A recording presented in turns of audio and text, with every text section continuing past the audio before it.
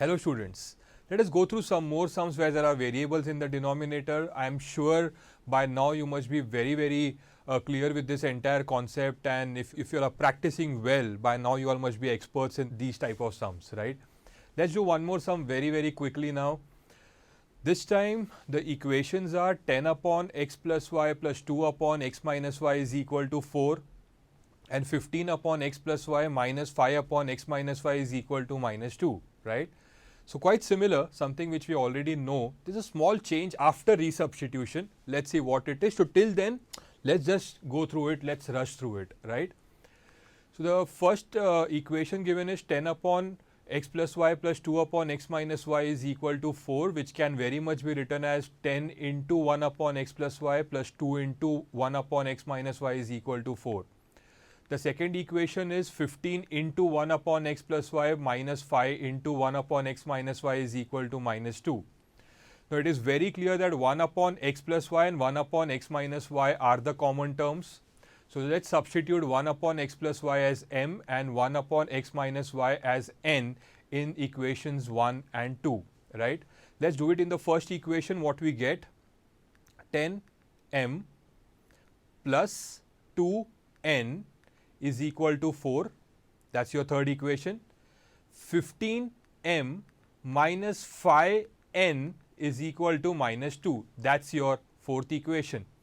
Now, you are getting two simple linear equations in two variables. Let us solve it by the method of equating the coefficients. Look at the coefficients of m, the coefficients are not the same, cannot eliminate. Look at the coefficients of n, the coefficients are not the same, cannot eliminate. Now, just observe whether it is easier to make the coefficients of m same, or is it better to make the coefficients of n same? Very simple, it is better to make the coefficients of n same, right. So, let us make the coefficients of n same by multiplying the third equation by 5 and fourth equation by 2, right. First, let us multiply the third equation by 5. We get 10 into 5, that is 50m, plus 2 into 5, that is 10n, is equal to 4 into 5, that is 20. So, let this be the fifth equation. Let us multiply the fourth equation by 2 now. What we get is 15 into 2, that is 30m, 5 into 2, that is 10n, is equal to minus 2 into 2, that is minus 4. So, let that be equation number 6. Now, look at the fifth and the sixth equation. The coefficients of n are already the same. Now, you can easily eliminate n. For that, you will have to either add the two equations or subtract the two equations. Look at the signs. The signs are plus and minus. The signs are different. So, we need to add the two equations, right. Let us add equation 5 and equation 6. That is your fifth equation. That is your sixth equation. Let us add. Plus 10 minus 10 will get cancelled. 50 plus 30 is 80m. 20 minus 4 is 16, 80m is equal to 16. So, m is equal to 16 upon 80 and 16 upon 80 is 1 upon 5. So, we get the value of m as 1 upon 5. Once we get the value of m, now it is important to substitute this value of m as 1 upon 5 in either of the two equations to get the value of n. Let us do it in the third equation. Let us substitute m as 1 upon 5. We get 10 into 1 upon 5 plus 2n is equal to 4. 5 2s are 10. You get 2 plus 2n is equal to 4. Variables on one side, constants on the other side. You get 2n is equal to 4 minus 2. You get 2n is equal to 2. You get n is equal to 1. You get the value of n as 1. You get the value of m as 1 upon 5. But the sum is not over, because we need the values of x and y. Now, how do we proceed? Wherever there is a substitution, there has to be a resubstitution, right. So, let us resubstitute the values of m and n now. M was substituted as 1 upon x plus y, right, will be resubstituted as 1 upon x plus y, and the value of m is 1 upon 5. So, 1 upon x plus y is equal to 1 upon 5. Similarly, 1 upon x minus y is equal to n, and n is 1. So, 1 upon x minus y is equal to 1. Now, reciprocal. Now, let us see what happens when we do reciprocal. Remember, I told you after resubstitution something new will happen. Now, let us see what it is.